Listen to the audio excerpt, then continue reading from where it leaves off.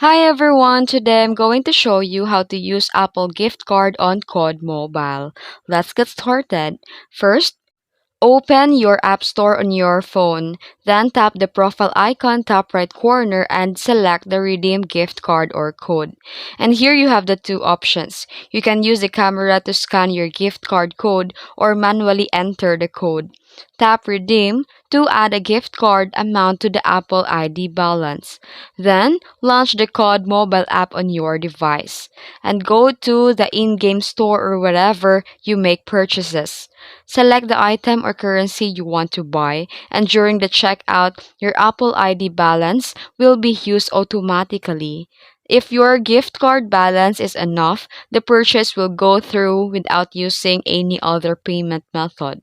And done, your Apple gift card has now already been successfully on Code Mobile.